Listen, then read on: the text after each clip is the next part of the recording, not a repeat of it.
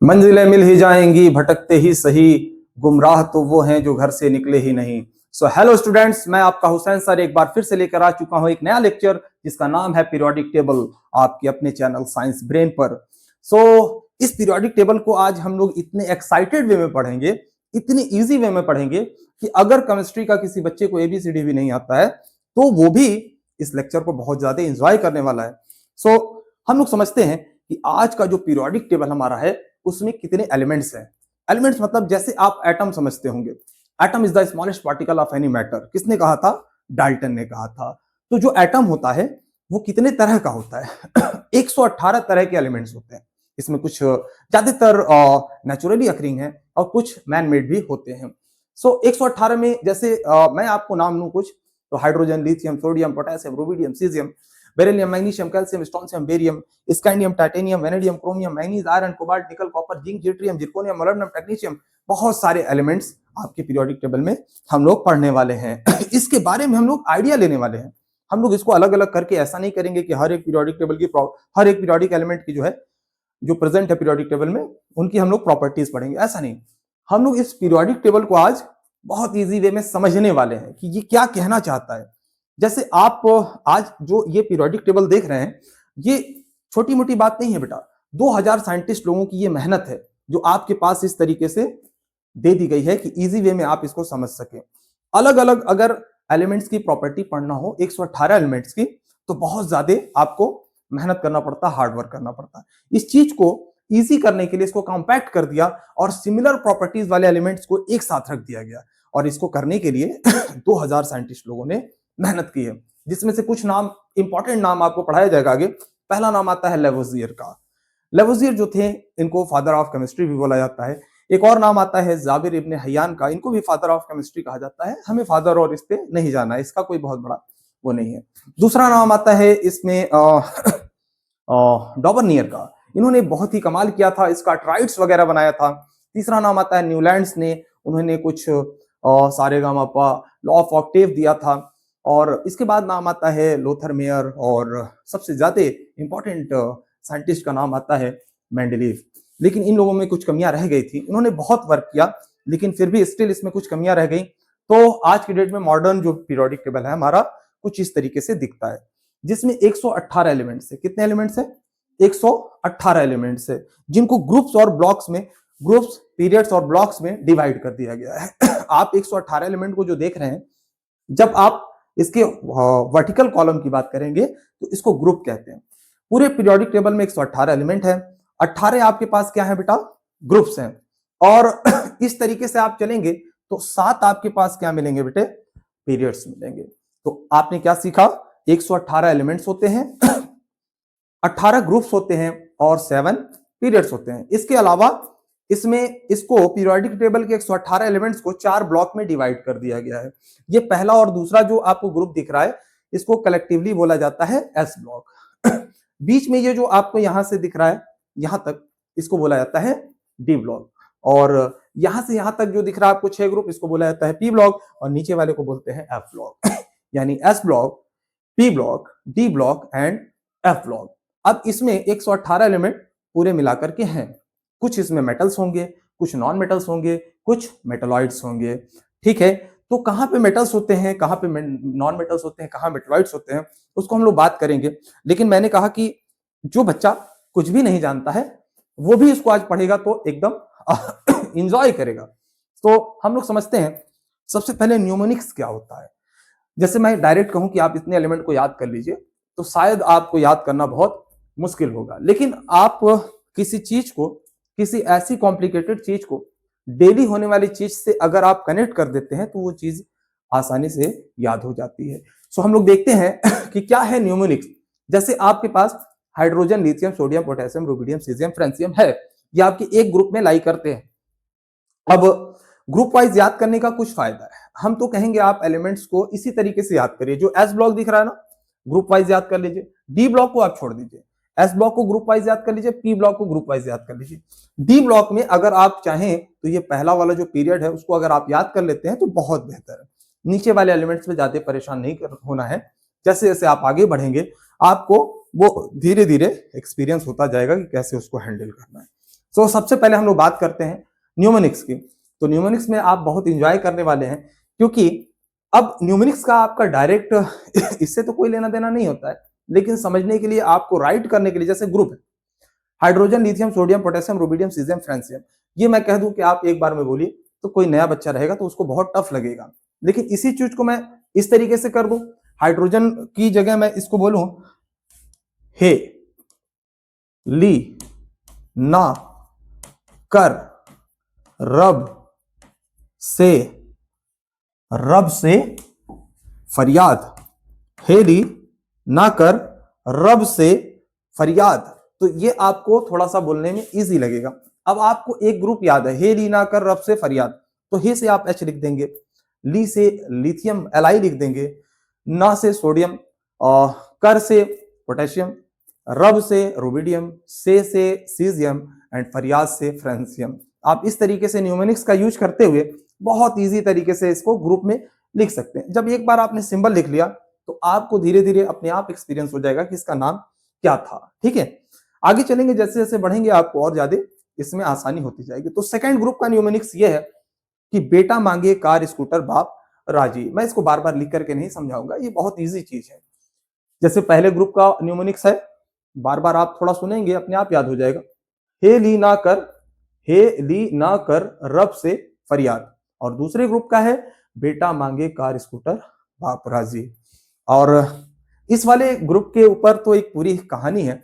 हमारे साथ एक हमारे घर के बगल में एक भैया रहते थे, मैं उनका नाम तो नहीं लूंगा, लेकिन बेचारे बहुत भोले थे और थोड़ा सा तोतलाते थे।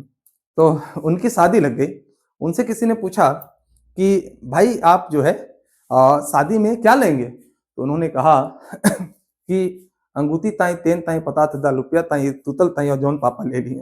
तो वो थोड़ा सा तोतला के बोलते थे कि अपनी शादी में उनको अंगूठी, चेन और स्कूटर 50,000 रुपया, और इसके बाद जो पापा ले लिए वो भी चाहिए था। तो बात ये है कि भाई लेना देना ये सब तो मैं वैसे भी बच्चों को सिखाता हूँ कि भाई ये गलत चीज है, इस चीजों को अवॉइड करना चाहिए। इससे क्या होती है कि शादियां दिन ब दिन महंगी होती जा रही हैं। तो ये नहीं करना है बेटा, ये आसान करना है।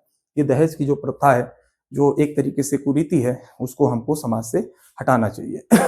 इससे बहुत ज्यादा प्रॉब्लम होती है। ठीक है, चलिए पहला क्या है, हेली ना कर रब से फरियाद, बेटा मांगे कार स्कूटर बाप राजी। तो वो जो भैया थे जो तोतलाते थे, तो उनकी तरीके से कुछ मिलता जुलता लग रहा है कि बेटा मांगे कार स्कूटर और बाप राजी, लड़की का बाप राजी होगा तब मजबूरन राजी होगा, हो सकता हो गवर्नमेंट जॉब हो। और गवर्नमेंट जॉब वाले के पीछे तो वैसे भी जो है स्कूटर और कार क्या है, लोग बहुत कुछ देने के तैयार हो जा रहे हैं, है ना।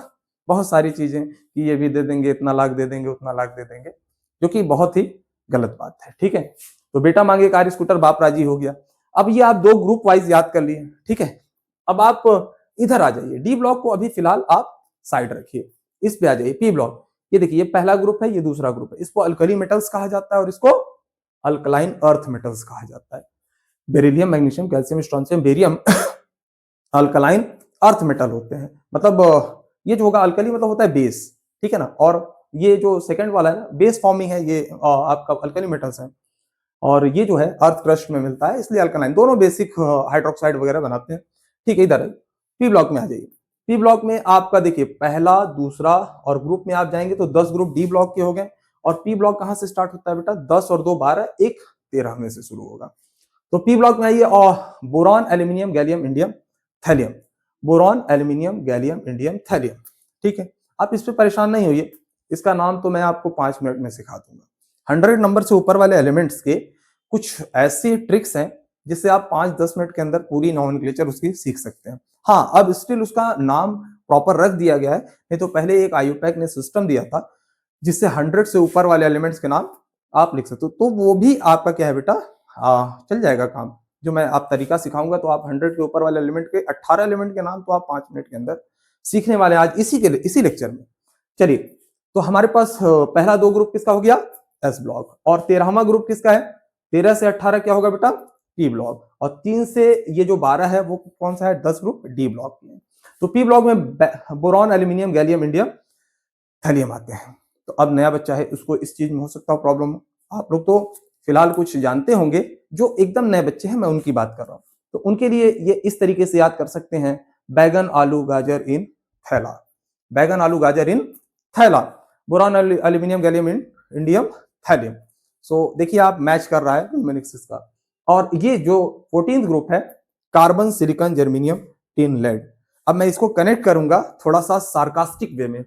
Boron aluminium gallium indium thallium को हमने बोला बैगन आलू गाजर इन थैला, बैगन आलू गाजर इन थैला में लेकर के कोई चरण सिंह जी टीन पर चढ़ गए, चरण सिंह जी टीन पर चढ़ गए क्या लेकर के, बैगन आलू गाजर इन थैला लेकर के। थैले में बैगन आलू गाजर था, वो लेकर के चढ़ गए कहां पे, टीन पर। क्यों क्यों क्योंकि नाना पाटेकर असरानी सब भिखारी पहुंच गए उनके पास कि आपके पास बैगन आलू गाजर है, हम तो भिखारी हैं, दे दो हमको थैला दे दो। तो चरण सिंह जी ने, उनकी वाइफ थोड़ी खतरनाक थी, तो चरण सिंह जी को, बहुत दयालु आदमी थे, वो दे सकते थे, लेकिन बहुत डर रहे थे कि अगर मैंने भिखारी को दे दिया तो मेरा क्या हाल होगा। तो चरण सिंह जी क्या किए, नाना पाटेकर असरानी सब भिखारी जब आए हैं तो चरण सिंह जी कहां चढ़ गए, टीन पर। तो बैगन आलू गाजर इन थैला लेकर चरण सिंह जी कहां चढ़ गए, टीन पर। नाना पाटेकर असरानी सब भिखारी पहुंचे थे इसलिए, तो उन्होंने टीन पर चढ़ा तो अभी भी सम्मान नहीं रहे कि दे दो भाई दे दो। नाना पाटेकर असरानी सब क्या कह रहे हैं, दे दो भाई दे दो। तो वो क्या किए, वो स्टाइल से टीपो, मतलब उन्होंने क्या किया, ऐसे हाथ ऐसे गोल बनाया और सर पे मारा, हट भाग यहां से, वो स्टाइल से टीपा, मतलब वो स्टाइल से कुछ पीट उठ दिया उनको, टीपो। और उसके बाद क्या था कि चरण सिंह जी की वाइफ है, वो आंटी हम लोग बोलेंगे ना उनको, चरण सिंह जी अंकल हैं, तो जो आंटी है वो आई, तो फिर कल बाहर आ गई आंटी, कल की घटना है। फिर कल बाहर आई आंटी, क्या लेके आई, डंडा उंडा लेके आई मोटा वाला, और पीट दिया किसको, नाना पाटेकर असरानी को बहुत तगड़े में पीट दिया। ठीक है, अब क्या हो गया, हड्डी उड्डी टूट गया। अब टूट गया हड्डी, तो ये नाना पाटेकर असरानी जो जिनकी हड्डी टूट गई, उसके ऊपर चरण सिंह जी जो है वो थोड़ा दया खाएंगे कि नहीं नहीं बेचारे गरीब हैं, भिखारी हैं, टूट गया इनका हड्डी। तो इसके लिए क्या था कि जो चरण सिंह जी के बच्चे थे, बच्चियां थी, उनका नाम था हीना, नीना और करीना, आओ करें एक्सरे। तो हीना, नीना और करीना कौन थी, चरण सिंह जी की बच्चियां थी। तो हीना, नीना और करीना ने क्या किया, एक्सरे किया किसका, नाना पाटेकर असरानी का। तो ये हो गया न्यूमोनिक्स, बैगन आलू गाजर इन थैला, चरण सिंह जी टीन पर, नाना पाटेकर असरानी सब भिखारी, ओ स्टाइल से टीपो, फिर कल बाहर आई आंटी, और हीना, नीना और करीना आओ करें एक्सरे। सो ये हो गया इसका न्यूमेरिक्स। अब हम लोग समझते हैं कि इस पीरियोडिक टेबल में जो एलिमेंट्स है उसमें मेटल्स कहां पे होते हैं और नॉन मेटल्स कहां पे होते हैं। तो मेटल की अगर बात की जाए बच्चों, तो मेटल आपके पास एस ब्लॉक आप देख रहे हैं, ये पहला दो ग्रुप जो देख रहे हैं वो क्या है, एस ब्लॉक है। इसमें हाइड्रोजन को छोड़ दिया जाए तो बाकी सारे क्या हैं, मेटल्स हैं। चाहे आप lithium, sodium, potassium, rubidium, caesium, francium और रेडियम, ये रेडियो एक्टिव मटेरियल होते हैं। और रेडियो एक्टिव मटेरियल की जो स्टडी होती है वो अभी आपको छोटी क्लास में नहीं करनी है, और 10th में भी आपको बहुत ज्यादा इसके बाद, 12th में भी आपको बहुत ज्यादा इसके बारे में नहीं पढ़ना है। रेडियो एक्टिविटी एक अलग से ही आपको पढ़ाया जाता है, इसकी ब्रांच ही अलग है। ठीक है, बहुत हल्का फुल्का पढ़ते हैं, जैसे आपके जो एफ ब्लॉक हो गए और ये सब हो गए, इसमें ज्यादातर आपको क्या मिलेंगे, रेडियो एक्टिव एलिमेंट मिलेंगे। रेडियो एक्टिव एलिमेंट मतलब ये लगातार अपने अंदर से रेडिएशन एमिट करते रहते हैं, हार्मफुल रेडिएशन एमिट करते रहते हैं। ठीक है, तो कुछ बहुत खतरनाक होते हैं, कुछ कम खतरनाक होते हैं, उनकी कुछ हाफ लाइफ होती है। ठीक है, अब हाफ लाइफ वगैरह आप कहाँ पढ़ते हैं, केमिकल काइनेटिक्स क्लास 12 में पढ़ते हैं। ठीक है, अभी जाने दिए, इस पे नहीं पढ़ना है, अभी हमको बेसिक बेसिक सा समझना है कि हमको पीरियोडिक टेबल अच्छे से समझ में आ जाए। ठीक है, तो मेटल कहाँ रहते हैं बेटा, एस ब्लॉक में। एस ब्लॉक कौन है, ये वाला पहला दो group, alkali metal and alkaline earth metal. ठीक है, इसको रिप्रेजेंटेटिव एलिमेंट्स भी कहा जाता है, एस ब्लॉक और पी ब्लॉक को कलेक्टिवली। और आप डी ब्लॉक के एलिमेंट को क्या बोलते हैं बेटा, ट्रांजिशन मेटल बोलते हैं। और एफ ब्लॉक के एलिमेंट को क्या बोलते हैं, इनर ट्रांजिशन एलिमेंट्स बोलते हैं। लेकिन खास बात यह है कि डी ब्लॉक के सारे एलिमेंट ट्रांजिशन एलिमेंट नहीं होते हैं, ट्रांजिशन मेटल सिर्फ वही होते हैं जो कि, अच्छा इसमें भी ट्रांजिशन मेटल में भी कुछ लोग क्या कहते हैं कि एस और पी के बीच में पड़ता है डी ब्लॉक, इसलिए इसको ट्रांजिशन मेटल कहा जाता है। तो ऐसा बिल्कुल भी नहीं है। ट्रांजिशन मेटल इसको इसलिए कहा जाता है क्योंकि जब आप इसका इलेक्ट्रॉनिक कॉन्फ़िगरेशन लिखेंगे तो इसके डी सबसेल में कम से कम एक अनपेयर्ड इलेक्ट्रॉन आना चाहिए, चाहे इसके नेटिव स्टेट में, ग्राउंड स्टेट में, या इसके स्टेबल ऑक्सीडेशन स्टेट में। मतलब ये चीज तो आपको आगे चल के सीखना पड़ेगा, जब इलेक्ट्रॉनिक कॉन्फ़िगरेशन पढ़ाएंगे उसमें इसको सिखा देंगे कि ट्रांजिशन मेटल ये कैसे है। जिंक, कैडमियम, मरकरी और कॉपरनेशियम ये ट्रांजिशन मेटल नहीं होते हैं। डी ब्लॉक के एलिमेंट सारे के सारे ट्रांजिशन मेटल होते हैं, सिर्फ ये वाला ग्रुप जो है 12वां वाला ग्रुप, जिंक, कैडमियम, मरकरी और कॉपरनेशियम, इसको छोड़ करके। बेटा एफ ब्लॉक को इनर ट्रांजिशन एलिमेंट क्यों कहा जाता है? क्योंकि ये जो डी ब्लॉक के एलिमेंट है ना, पीरियोडिक टेबल ऐसे 2D में ना होकर के 3D में, आप ब्लॉक ब्लॉक ऐसे देख रहे हैं सीधे सीधे, ये पीछे ये जो एफ ब्लॉक एलिमेंट है ना, लैंथेनम एंड एक्टिनियम वाली जो लैंथेनाइड एंड एक्टिनाइड सीरीज है, वो इस थर्ड ग्रुप में पीछे देखो, सन 57 से 71 तक कौन है बेटा? लैंथेनम सीरीज है। और एक्टिनियम सीरीज 89 से 103 तक। मतलब एक एलिमेंट तो लैंथेनम और एक्टिनियम यहां रहेगा और 14 एलिमेंट इसके पीछे रहेंगे। एक्चुअल में बेटा ये जो लैंथेनम और एक्टिनियम यहां लिख दिया गया है, ये एफ ब्लॉक के नहीं है, ये डी ब्लॉक के एलिमेंट है। एफ ब्लॉक में टोटल 14 एलिमेंट्स होते हैं, 14 एलिमेंट, सीरियम से लगाए ल्यूटीशियम तक और थोरियम से लगाए लॉरेंसियम तक। ये क्या होता है बेटा? एफ ब्लॉक एलिमेंट होता है। लैंथेनम एंड एक्टिनियम क्या है? डी ब्लॉक का एलिमेंट होता है। अब ये कैसे निकालते हैं? ये भी इलेक्ट्रॉनिक कॉन्फ़िगरेशन पे क्या होता है? बेस्ड होता है। ठीक है, आपको इलेक्ट्रॉनिक कॉन्फ़िगरेशन देखना है तो मैं एक बेसिक लेक्चर बना चुका हूं और कभी इसके लिए एक एडवांस लेक्चर मैं बना दूंगा, ठीक है, जिसमें आपको पूरी कंप्लीट इंफॉर्मेशन हो जाएगी। तो मेटल कहाँ रहते हैं? एस ब्लॉक में पूरा देखा जाए, एस ब्लॉक में तो हाइड्रोजन को छोड़ करके बाकी सारे के सारे क्या है? मेटल्स है। Lithium, sodium, potassium, rubidium, caesium, beryllium, magnesium, calcium, strontium, barium. वैसे ये फ्रांसियम और रेडियम भी क्या है? मेटल ही है। ठीक है, और डी ब्लॉक में आप बात करें तो नो एक्सेप्शन, इसमें तो एक्सेप्शन एक था हाइड्रोजन, डी ब्लॉक में कोई एक्सेप्शन नहीं है, every element is a metal. सारे के सारे एलिमेंट क्या है? मेटल। एफ ब्लॉक में आप जाएंगे, कोई एक्सेप्शन नहीं, सारे के सारे क्या होते हैं? मेटल्स होते हैं। लेकिन आप पी ब्लॉक में जाएंगे देखिए, एस ब्लॉक, डी ब्लॉक और एफ ब्लॉक में जितने भी एलिमेंट्स हैं वो सारे के सारे क्या है? मेटल्स है। इसमें देखिए 6 × 2 12 यहां से आ गए, 40 यहां से आ गए और 28 यहां से आ गया, तो टोटल कितना हो गया? 12 और 28, 40 80 एलिमेंट तो सीधे सीधे दिख रहे हैं कि आपके पास 118 में से 80 एलिमेंट आपके पास क्या है? मेटल्स हैं अभी फिलहाल, एस डी एफ मिला के। पी ब्लॉक में क्या होता है? क्या नॉन मेटल होते हैं सारे? नहीं, पी ब्लॉक में क्या होते हैं?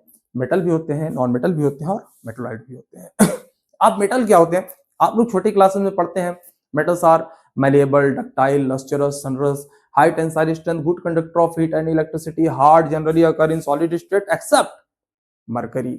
लेकिन जो मॉडर्न थ्योरी है मेटल और नॉन मेटल की, इलेक्ट्रॉनिक थ्योरी है, वो ये कहता है कि any element which have tendency to donate its electron is called metal and any element have tendency to accept electron is called non metal. तो जो एलिमेंट इलेक्ट्रॉन को देना चाहते हैं वो मेटल है और जो एलिमेंट इलेक्ट्रॉन को एक्सेप्ट करना चाहते हैं वो क्या होते हैं? नॉन मेटल होते हैं। तो इस साइड आप देखेंगे तो ज्यादातर एलिमेंट क्या करना चाहते हैं? इलेक्ट्रॉन को डोनेट करना चाहते हैं। तो मरकरी जो एक्सेप्शन था, exception is only exception till then you are not able to understand the complicated topic और एक्सप्लेनेशन रिगार्डिंग दैट।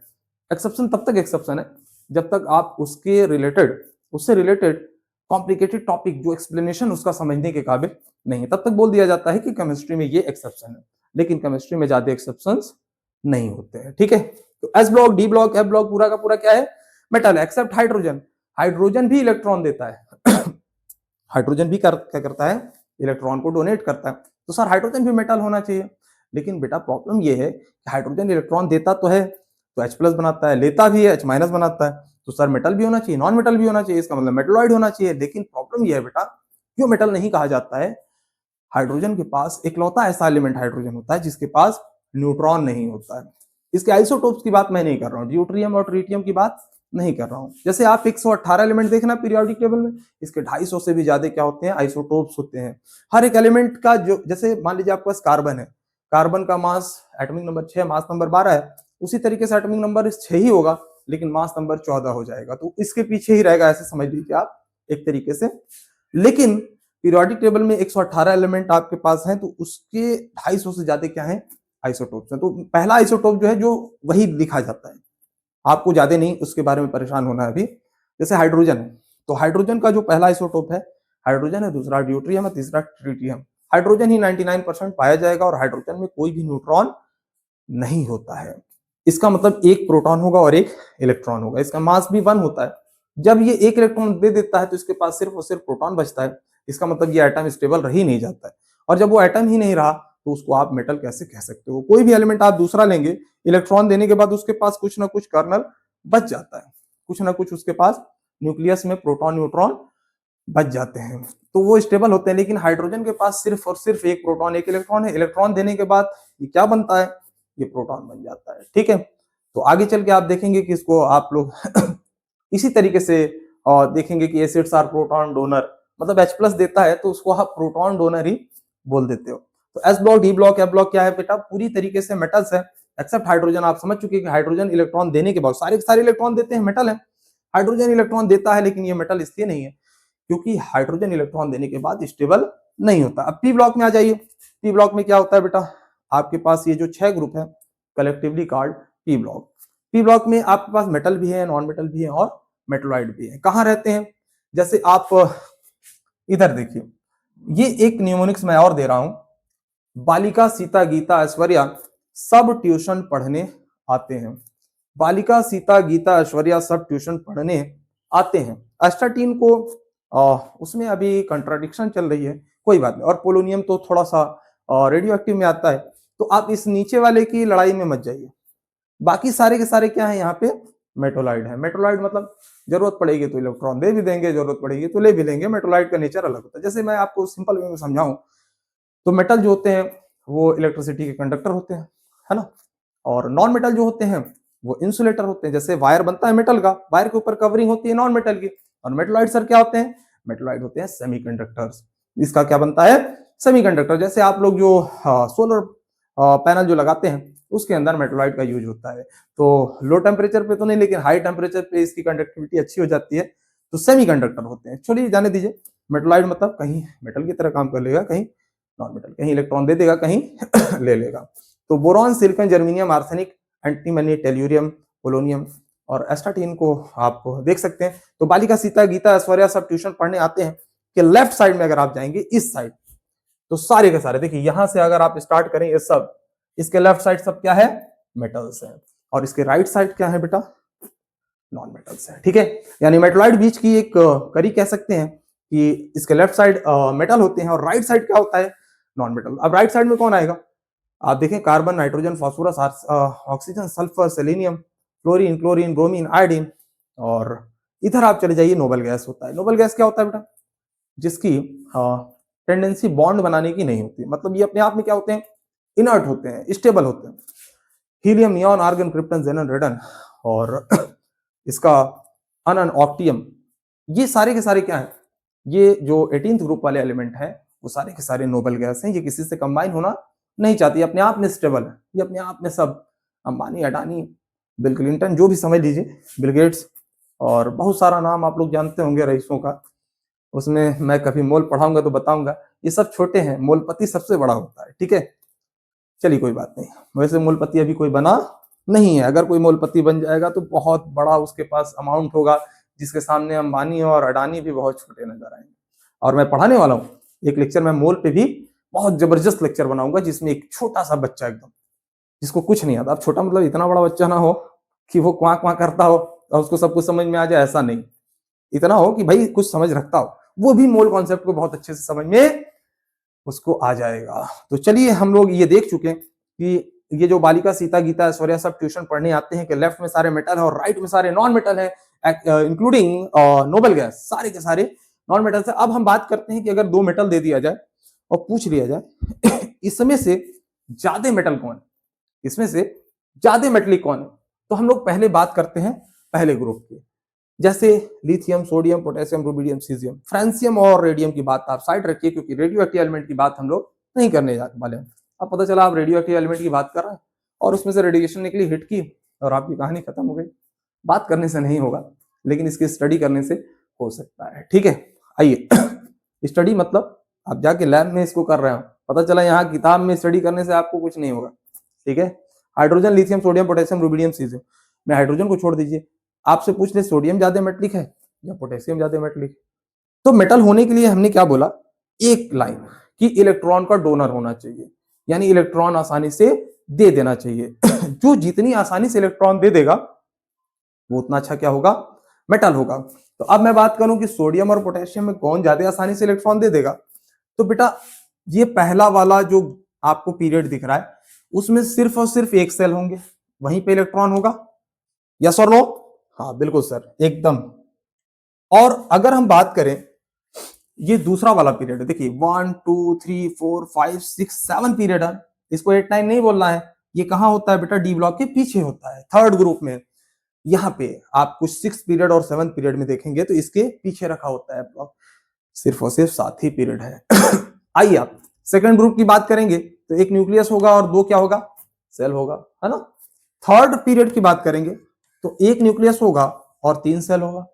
और फोर्थ पीरियड की बात करेंगे तो एक न्यूक्लियस और 4 सेल्स होंगे। यानी जैसे जैसे हम नीचे बढ़ेंगे ग्रुप में वैसे वैसे हमारा साइज एटम का बढ़ता जाएगा।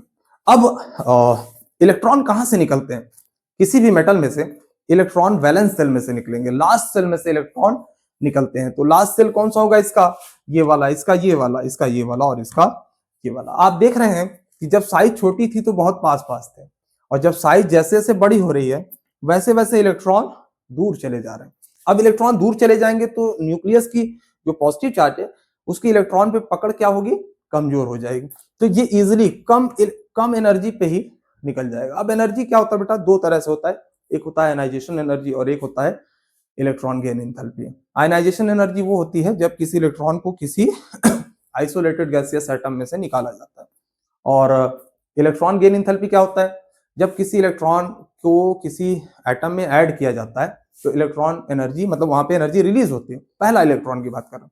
तो मेटल इलेक्ट्रॉन निकालते हैं और नॉन मेटल इलेक्ट्रॉन एक्सेप्ट करते हैं। मतलब इनका पहला इलेक्ट्रॉन निकालेंगे तो एनर्जी देंगे, और नॉन मेटल्स जो जनरली एक्सेप्ट करते हैं वो एनर्जी रिलीज करते हैं। सारा खेल एनर्जी का ही है। केमिस्ट्री में अगर बेसिकली बोले तो हर एक एलिमेंट कंबाइन ही इसीलिए करना चाहता है ताकि अपनी एनर्जी को मिनिमाइज कर सके। Every element want to reduce its energy to gain stability. Stability पाने का नियम जो है वो यही है कि अपनी एनर्जी को क्या करें? मिनिमाइज कर ले। ठीक है, तो आप जैसे जैसे ऊपर से नीचे जाते हैं साइज क्या होता है? बढ़ता है। न्यूक्लियस का लास्ट इलेक्ट्रॉन पे पकड़ कमजोर पड़ता है जिससे इजिली इलेक्ट्रॉन निकल जाता है। और आप जानते हैं जिससे इजिली इलेक्ट्रॉन निकल जाए वही तो मेटल है। वही क्या है? मेटल है। तो जो जितने आसानी से दे दे वो उतना ज्यादा अच्छा मेटल है। तो आप बात करें सोडियम और पोटेशियम की तो पोटेशियम क्या होगा? ज्यादा अच्छा मेटल होगा। अब एक चीज यहां से समझ गए कि जब भी कंपेयर करना होगा तो ऊपर से नीचे जाने पे मेटली कैरेक्टर बढ़ेगा क्योंकि साइज बढ़ेगा। समझ में आ रहा है? क्योंकि नया पीरियड, नया सेल इंट्रोड्यूस हो जाता है। ठीक है, आप ये भी जान लीजिए कि सेल कितने होंगे? जितने पीरियड नंबर होंगे। मतलब पहले वाले पीरियड के लिए एक सेल, दूसरे वाले के लिए 2 सेल। जब एटॉमिक स्ट्रक्चर के बारे में मैं थोड़ा सा समझाऊंगा, एक अलग से लेक्चर बना दूंगा, उसमें बहुत बेहतरीन तरीके से इन सब बातों को मैं समझा के आप लोगों को दे दूंगा। ठीक है, तो जैसे जैसे आप नीचे जाएंगे साइज बढ़ेगा, और साइज बढ़ेगा तो इलेक्ट्रॉन देने की टेंडेंसी बढ़ेगी, इलेक्ट्रॉन देने की टेंडेंसी बढ़ेगी तो मेटलिक कैरेक्टर बढ़ेगा। और इस कैरेक्टर को बोलते हैं इलेक्ट्रोपॉजिटिविटी। मतलब इलेक्ट्रॉन देने की टेंडेंसी, जो जितना ज्यादा अच्छा इलेक्ट्रोपॉजिटिव होगा वो उतना अच्छे से इलेक्ट्रॉन देगा और उतना अच्छा मेटल होगा। यानी नीचे जाने पे इलेक्ट्रोपॉजिटिव नेचर बढ़ता है। क्या होता है? बढ़ता है। अच्छा, इसका मतलब मैं बात करूं इस वाले ग्रुप में तो lithium, sodium, potassium, rubidium, caesium में सबसे बेस्ट मेटल कौन होगा? सीजियम, क्योंकि इसका साइज सबसे बड़ा होगा। फ्रेंसियम रेडियो एक्टिव है इसलिए इसकी बात नहीं करनी। लेकिन यही बात करें हम राइटवर्ड चलने की, मतलब पीरियड में, आप ग्रुप की बात कर लिए, बेरिलियम मैग्नीशियम में कौन ज्यादा अच्छा मेटल होगा? मैग्नीशियम होगा। मैग्नीशियम कैल्शियम में कौन ज्यादा अच्छा होगा? कैल्शियम होगा। ये बात आप अच्छे से समझ लिए होंगे। मतलब ऊपर से नीचे जाएंगे किसी भी ग्रुप में तो आपका मेटलिक कैरेक्टर क्या हो जाएगा? बढ़ जाएगा। ठीक है, आइए अब हम बात करते हैं लेफ्ट से राइट चलने की, यानी पीरियड में हम इसका ट्रेंड देखते हैं। जैसे हम lithium, beryllium, boron, carbon, nitrogen, oxygen और फ्लोरीन की बात कर लें। ठीक है, यहाँ पे हाइड्रोजन के मेटल की तो बात होती नहीं क्योंकि ये क्या है बेटा? ये एक तरीके से स्टेबल ही नहीं रहता है। तो हम लोग सेकंड ग्रुप, सेकंड पीरियड से ही कंपेयर करें। और इसमें भी हीलियम क्या है बेटा? ये आपका एक नोबल गैस। और हाइड्रोजन का इस ग्रुप में अभी कोई फिक्स प्लेस नहीं है बेटा। हाइड्रोजन आप यहाँ दिखा दीजिए, यहाँ दिखा दीजिए, क्योंकि हाइड्रोजन की प्रॉपर्टी ग्रुप 1 से भी मिलती है और ग्रुप 17 से भी मिलती है। जब एक इलेक्ट्रॉन देने की बात करें तो ग्रुप 1 की तरह काम करता है, जब एक इलेक्ट्रॉन लेने की बात करें तो ग्रुप 17 की तरह बात काम करता है। ठीक है, तो जब हम लेफ्ट से राइट चलेंगे, कहां चलेंगे, लेफ्ट से राइट चलेंगे जब, ठीक है, तो हम बात करेंगे along the period lithium, beryllium, boron, carbon, nitrogen, oxygen, fluorine. तो जब हम लेफ्ट से राइट चलते हैं तो साइज क्या हो जाता है, घटता जाता है, कम होता जाता है, ठीक है। और जितना साइज कम होगा उतना ज्यादा वो मेटलिक कैरेक्टर में घटेगा, यानी नॉन मेटलिक कैरेक्टर उसका बढ़ेगा। यानी राइटवर्ड चलने पे आपका क्या होगा, एटॉमिक साइज घटेगा। और एटॉमिक साइज घटेगा इसका मतलब क्या है, नॉन मेटलिक कैरेक्टर बढ़ रहा है। अब ये बच्चों को समझ में नहीं आता, सर साइज क्यों घट रहा है, साइज क्यों घट रहा है। जब आप लेफ्ट से राइट चलते हैं तो लिथियम का एटॉमिक नंबर 3 है, बेरिलियम का 4 है, बोरॉन का 5, कार्बन 6, नाइट्रोजन 7, ऑक्सीजन 8, फ्लोरीन 9। जैसे जैसे आप राइटवर्ड चलते जाएंगे आपका एटॉमिक नंबर तो बढ़ता जाएगा। अब एटॉमिक नंबर बढ़ रहा है लेकिन साइज क्या हो रहा है, घट रहा है। ये सर समझ में नहीं आया। बेटा यहां से यहां जाओगे एटॉमिक नंबर बढ़ गया, 3 से सीधे जंप हुआ 11, यहां से यहां जाओगे तो सीधे 11 से क्या हो जाएगा, 19 हो जाएगा, एटॉमिक नंबर बढ़ जाएगा। अब एटॉमिक नंबर याद करने के लिए भी मेरे पास कुछ ट्रिक्स हैं, मैजिकल नंबर्स हैं। जैसे आप कह सकते हैं 2, 8, 8, 18, 18, 32। हाइड्रोजन आपने group wise number atomic number मतलब जो भी एलिमेंट्स को लिख लिया, हेलिना का, रब से फरियान। अब हे का कितना है बेटा, 1 याद कर लो हाइड्रोजन का। इसमें कितना ऐड कर दो, 2 ऐड कर दो, 3 हो गया। इसमें आप 8 ऐड कर दो, कितना हो जाएगा, 11 हो जाएगा। 8 और ऐड कर दो, इसको क्या हो जाएगा, 19 हो जाएगा। 18 और ऐड करोगे तो कितना हो जाएगा, 37। 18 और ऐड करोगे 37 55, और 32 ऐड कर दोगे तो कितना हो जाएगा, 87। इसको बोलते हैं मैजिकल नंबर। अब सेकंड वाले ग्रुप में क्या है, आप बेरिलियम का 4 याद कर लो। अब यहाँ पे तो कोई एलिमेंट है नहीं, 4 के बाद आपको 2 बस हटा देना है, ये ठीक है। 8, 8, 18, 18, 32 हो जाएगा। 8 जोड़ोगे 12, 8 जोड़ोगे 20, 8 जोड़ोगे 18 जोड़ोगे 38, 18 जोड़ोगे 56, और 32 जोड़ दोगे 88। तो कुछ इस तरीके के मैजिकल नंबर होते हैं। एस ब्लॉक और पी ब्लॉक को आप जनरली इस तरीके से बहुत इजी वे में हैंडल कर सकते हैं। आपको एटॉमिक नंबर सबका याद करने की जरूरत नहीं, आपको ग्रुप वाइज अगर एलिमेंट याद है तो आपको एटॉमिक नंबर इजीली याद हो जाएगा, ठीक है। चलिए हम बात क्या कर रहे थे कि लेफ्ट से राइट जब आप जाते हैं, लेफ्ट से राइट जब आप जाते हैं तो क्या होता है बेटा, एटॉमिक साइज घटता है। जब साइज घटता है तो इसका मतलब इलेक्ट्रॉन न्यूक्लियस के पास आ रहा है, ठीक है। ये देखिए लास्ट इलेक्ट्रॉन इसका यहाँ है, इसका यहाँ है, इसका यहाँ है।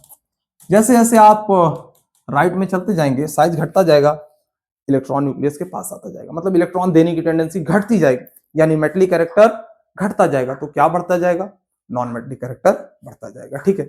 यानी आप इसमें बात करें ग्रुप नंबर पीरियड नंबर 2 में, तो लिथियम से स्टार्ट करेंगे फ्लोरीन तक, तो फ्लोरीन सबसे अच्छा क्या होगा, नॉन मेटल होगा। तो यहाँ पे हम बात करें सीजियम क्या होता है, पीरियोडिक टेबल में आपके बेस्ट मेटल होता है। और अगर बात करें हम लोग फ्लोरीन की, तो पूरे पीरियोडिक टेबल में ये बेस्ट नॉन मेटल होता है। तो अगर हम बात करें बेस्ट आयनिक कंपाउंड की, तो सीजियम फ्लोराइड क्या हो जाएगा, सबसे अच्छा आयनिक कंपाउंड हो जाएगा। ये सबसे अच्छा मेटल है, ये सबसे अच्छा नॉन मेटल है। इसके बीच की इलेक्ट्रोनेगेटिविटी डिफरेंस बहुत ज्यादा होगी, इस वजह से क्या हो जाएगा, बेस्ट आयनिक कंपाउंड आपके पास, मोस्ट आयनिक कंपाउंड हो जाएगा, ठीक है। अगर हम किसकी बात ना करें, रेडियो एक्टिव एलिमेंट की, रेडियो एक्टिव एलिमेंट की बातें हमें करनी ही नहीं है, ठीक है। तो आपको दिख रहा है पीरियोडिक टेबल अच्छे से। चलिए अब हम लोग बात करते हैं थोड़ा सा पी ब्लॉक के एलिमेंट पर, मैजिकल नंबर पे। इसके मैजिकल नंबर क्या क्या है, जैसे मान लीजिए आपके पास boron, aluminium, gallium, indium, thallium ये है, तो इसको आप कैसे याद करेंगे बेटा, इसका एटॉमिक नंबर 5 याद कर लीजिए, ग्रुप वाइज लिख लीजिए, बैगन, आलू, गाजर, इन, थैला। 5 याद कर लिए, आप क्या करेंगे, 8, 18, 18, 32, 32, 32 कर दीजिए। 8 जोड़ेंगे कितना हो जाएगा, 5 में 13, 18 जोड़ेंगे कितना हो जाएगा, 31, 31 में 18 जोड़ेंगे कितना हो जाएगा, 49। फिर आप 32 जोड़ दीजिए, 81, और 32 जोड़ दीजिए कितना हो जाएगा, 115। तो यहां से लगा यहां तक, जैसे यहां क्या था, 2, 8, 8, 18, 18, 32, 8, 8, 18, 18, 32, और यहाँ पे क्या है, 8, 18, 18, 32, 32 है, 32, 32 2 बार है, 8, 18, 18, 32, 32 यहां तक चलेगा। लेकिन यहाँ पे जब आज जाएंगे नोबल गैस पे, तो क्या हो जाएगा इसका मैजिकल नंबर, 8, 8, 18, 18, 32, 32, मतलब यहाँ पे एक 8 और बढ़ जाएगा, क्योंकि एक एलिमेंट यहाँ पे बढ़ गया। तो आप लेफ्ट से राइट जा रहे थे तो साइज क्या हो जा रहा था, छोटा हो जा रहा था। क्या हो रहा था, छोटा हो जा रहा था। अब ये साइज छोटा क्यों हो जा रहा है एटॉमिक नंबर बढ़ने के बावजूद, तो उसका रीजन हम लोग समझते हैं बेटा। जैसे हमारे पास सोडियम है, सोडियम का कुछ साइज अगर हम बनाना चाहें, इसके पास कितने पीरियड्स होंगे बेटा, 1 2 3, थर्ड पीरियड का ना तो 3 सेल होंगे, ये तो न्यूक्लियस हो गया, 1 2 3 सेल, इसी में तो लास्ट इलेक्ट्रॉन होगा। और एटम का size centre of nucleus to the valence shell के इलेक्ट्रॉन पे डिपेंड करता है, जितना डिस्टेंस होगा उतना ही एटम का साइज होगा। ठीक है, अब हम बात करें किसकी, सोडियम के बगल में है मैग्नीशियम। मैग्नीशियम के पास भी कितने सेल्स होंगे बेटा, 1 2 3। ये क्या सर, आपने इससे इसको छोटा क्यों बनाया, तो हाँ बेटा अभी मैं बताता हूँ। ठीक है इसी पीरियड में आप आगे जाएंगे तो किसका नंबर आएगा, एल्यूमिनियम का। एल्यूमिनियम भी थर्ड पीरियड का है, 1 2 3। अरे सर इसको तो आपने और भी छोटा बना दिया, तो हाँ बेटा ये छोटा होता है। एटॉमिक नंबर इसका 11 है, इसका 12 है और इसका 13 है। Sodium, magnesium, aluminium. अब ये एटॉमिक नंबर बढ़ने के बाद भी साइज छोटा क्यों हो रहा है, इसका रीजन ये होता है बेटा कि इसके पास 11 प्रोटॉन और 11 इलेक्ट्रॉन था। प्रोटॉन प्रोटॉन लाइक चार्जेस है, प्रोटॉन इलेक्ट्रॉन अनलाइक चार्जेस है, यानी इसमें प्रोटॉन प्रोटॉन का तो रिपल्सन लगेगा, लेकिन न्यूक्लियर फोर्स इतनी स्ट्रांग होती है कि उसको न्यूक्लियस में पकड़ के रखेगी, कहीं जाने नहीं देगी। उसका तो कंसर्न नहीं हमें हमें कंसर्न यहाँ पे दो चीजें देखना, एक तो इलेक्ट्रॉन अंदर बाहर जितने भी सब न्यूक्लियस से अट्रैक्टेड रहेंगे और सारे के सारे इलेक्ट्रॉन एक दूसरे को रिपल करके दूर भेजना चाहेंगे। तो न्यूक्लियस खींच के पास करना चाह रहा है इलेक्ट्रॉन को, और आपस में इंट्रा इलेक्ट्रॉनिक रिपल्सन की वजह से इलेक्ट्रॉन दूर दूर जाना चाहते हैं। तो दूर जाएंगे तो साइज बढ़ेगा, पास आएंगे तो साइज घटेगा। तो जितना भी इसका नेट इफेक्ट आया उस दूरी पर ये इलेक्ट्रॉन मेंटेन हो गया और वहां पे ये इसका न्यूक्लियस का चारों तरफ चक्कर लगाने लगा। हम बात करेंगे लिथियम के बाद आता है नंबर सोडियम के बाद नंबर आता है मैग्नीशियम का। मैग्नीशियम में भी 3 सेल है, 12 प्रोटॉन 12 इलेक्ट्रॉन हो गए। इसके पास 11 प्रोटॉन 11 इलेक्ट्रॉन था, जिस भी ताकत से खींच पाया खींचा। 12 प्रोटॉन 12 इलेक्ट्रॉन का फोर्स जो इफेक्टिव न्यूक्लियर चार्ज होगा, मतलब अब इफेक्टिव न्यूक्लियर चार्ज आपको 11th में पढ़ाया जाएगा। ठीक है, मतलब नेट फोर्स जो होगा वो बढ़ जाएगा, 12 प्रोटॉन 12 इलेक्ट्रॉन को और तेजी से खींचेगा, इसलिए साइज उसका छोटा हो जाएगा, इलेक्ट्रॉन पास हो जाएंगे। 13 प्रोटॉन 13 इलेक्ट्रॉन को और तेजी से खींचेगा, साइज और छोटा हो जाएगा। इसी तरीके से 14 प्रोटॉन 14 इलेक्ट्रॉन को और तेजी से खींचेंगे, है ना। अब ये तो जनरल बात हो गई कि लेफ्ट से राइट जाते हैं तो साइज घटता है, लेकिन ये हर जगह आपको सेम चीज हो सकता है, कहीं कहीं पे थोड़ा सा अलग दिखे। जैसे डी ब्लॉक में आप जाएंगे तो पहले साइज कम होता जाएगा period wise, scandium titanium vanadium chromium manganese, है ना, आयरन, यहाँ तक आप देखेंगे कम होता जाएगा, कोबाल्ट निकल तक कांस्टेंट हो जाएगा, फिर कॉपर जिंक तक बढ़ जाएगा, क्योंकि सेम सेल में इलेक्ट्रॉन पहले 1 थे, यहाँ पे 2 हो जाएगा, यहाँ पे 3 हो जाएगा। सेम सेल में इलेक्ट्रॉन बढ़ते जाएंगे। जब एक ही सेल में ज्यादा इलेक्ट्रॉन हो जाते हैं तो एक सर्टेन लेवल के बाद रिपल्सन बढ़ने लगता है, उसकी वजह से थोड़ा बहुत साइज इंक्रीज हो जाएगा। ठीक है, तो ये तो बात हो गई आपकी साइज की। तो किसी भी पीरियड में आप जब जाएंगे, चाहे आप इसमें बात करें इसमें बात करें, लेफ्ट से राइट जाएंगे तो जनरली साइज क्या होता है, घटता है, जिसकी वजह से नॉन मेटलिक कैरेक्टर बढ़ता है, जिसकी वजह से इलेक्ट्रोनेगेटिविटी बढ़ती है। यानी लेफ्ट से राइट जाएंगे तो इलेक्ट्रोनेगेटिविटी बढ़ रही है और ऊपर से नीचे जाएंगे तो इलेक्ट्रोपॉजिटिव नेचर बढ़ रहा है। तो इलेक्ट्रोनेगेटिविटी क्या होती है, इलेक्ट्रोनेगेटिविटी को आप इस तरीके से समझ सकते हैं जैसे आप एक आयनिक बॉन्ड जानते होंगे, एक कोवेलेंट बॉन्ड जानते होंगे। कोवेलेंट बॉन्ड में जैसे हाइड्रोजन और क्लोरीन बॉन्डिंग करेंगे तो एक एक इलेक्ट्रॉन शेयर करेंगे, शेयर करते हैं तो बीचों बीच में इलेक्ट्रॉन रखते हैं। लेकिन हाइड्रोजन और क्लोरीन में क्लोरीन ज्यादा इलेक्ट्रोनेगेटिव होता है, तो उस शेयर्ड पेयर ऑफ इलेक्ट्रॉन को अपनी तरफ थोड़ा सा खींच लेता है, जिसकी वजह से पार्शियल नेगेटिव क्लोरीन पे आ जाता है और पार्शियल पॉजिटिव हाइड्रोजन पे आ जाता है अगर पूरा इलेक्ट्रॉन ले लेता है तो कंप्लीट नेगेटिव आ जाता है, लेकिन पार्शियल नेगेटिव का मतलब थोड़ा नेगेटिव आता है। तो आप कह सकते हैं इलेक्ट्रोनेगेटिविटी मतलब tendency to drag the shared pair of electron towards more electronegative element is called electronegativity. तो लेफ्ट से राइट जाने पे इलेक्ट्रॉन खींचने की टेंडेंसी बढ़ती है और ऊपर से नीचे जाने पे इलेक्ट्रॉन देने की टेंडेंसी बढ़ती है। तो इधर आप जाएंगे तो ज्यादा नॉन मेटलिक कैरेक्टर मिलेगा, ऊपर से नीचे जाएंगे तो ज्यादा मेटलिक कैरेक्टर मिलता है। ठीक है तो ये हो गया एक ओवरव्यू, और मैंने कहा था कि आपको 100 से ऊपर वाले एलिमेंट को तो ऐसे ही सिखा दूंगा 5 मिनट के अंदर। तो बेटा 5 मिनट के अंदर अगर मैंने वादा किया है तो मैं उस वादे को पूरी तरीके से निभाता हूँ। ठीक है, अच्छा अगर मैं बात करूं सर ऐसे चल रहा हूं जैसे लिथियम से मैग्नीशियम, मैग्नीशियम से आप इस तरीके से डायगोनली चलेंगे तो बेटा ना साइज बढ़ेगा ना साइज घटेगा, कांस्टेंट हो जाएगा। ठीक है, तो इधर आइए, अब मैं आपको सिखाने जा रहा हूं। जैसे आप क्या याद कर लीजिए बेटा, पहला दूसरा ग्रुप याद कर लीजिए और 13 से लगाए 18 ग्रुप तक ग्रुप वाइज याद कर लीजिए।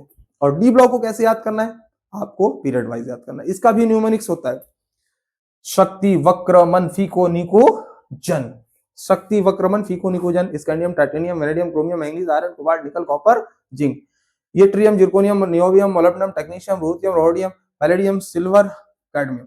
यारी जरा निभाना मौत तक, रुकावटें राह में पड़े तो आग में कूद जाना।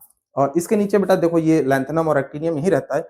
ये थर्ड वाले के लिए है, lanthanum, hafnium, tantalum, tungsten, rhenium, osmium, iridium, platinum, gold और मरकरी। इसके लिए होता है ला हफ्ता डब्लू रे, ला हफ्ता डब्लू रे, ओसामा वरना, वरना ऑस्मियम, इरिडियम, प्लेटिनम और गोल्ड से पिटाई होगी। इस तरीके से आप न्यूमेरिक्स बना सकते हैं। न्यूमेरिक्स कोई फिक्स नहीं, अपनी तरफ से आप कुछ सोच करके सोची समझी साजिश के तहत कुछ निकाल सकते हैं। ठीक है, तो हम लोग बात करने वाले थे कि 100 से ऊपर वाले जो एलिमेंट्स होते हैं उनका आप एटॉमिक किस तरीके से नॉमेनक्लेचर कर सकते हैं। तो बेटा एक रूल है, जैसे 100 कितने में लिखा था, 1, आप एक गिनती सीखते हैं ना 1 से 10 तक, ऐसे सीखते हैं ना, तो मैं आपको सिखाता हूँ। चलिए 0 1 2 3 4 5 6 7 8 9, 9 तक आपको सीखना है। 0 के लिए होता है बेटा नील, क्या होता है नील। 1 के लिए होता है अन, 2 के लिए होता है बाई, 3 के लिए होता है ट्राई, 4 के लिए होता है क्वाड, 5 के लिए होता है पेंट, 6 के लिए होता है हेक्स, 7 के लिए सेप्ट। अच्छा, हेप्ट और सेप्ट दो होते हैं 7 के लिए। ऑर्गेनिक में आप हेप्ट बोलते हैं और इनऑर्गेनिक में सेप्ट। तो अभी आप इनऑर्गेनिक केमिस्ट्री पढ़ना है, इसलिए क्या बोलेंगे, सेप्ट बोलेंगे। तो 6 के लिए हेक्स था और 7 के लिए सेप्ट है, 8 के लिए आपका ऑक्ट होता है, दोनों में ऑर्गेनिक इनऑर्गेनिक में। यहाँ पे 9 के लिए इन बोलते हैं, वहां पे नॉन बोलते हैं, क्या बोलते हैं, इन। इनऑर्गेनिक केमिस्ट्री में आप 9 के लिए क्या यूज करेंगे, इन। अब आपके पास मान लीजिए कोई एलिमेंट है 101 एटॉमिक नंबर का, बस एक चीज करना है, आपका नॉमेनक्लेचर हो जाएगा, उसका नाम रखा जाएगा। 1 के लिए आप क्या बोलते हैं बेटा, अन। 0 के लिए क्या बोलते हैं, नील।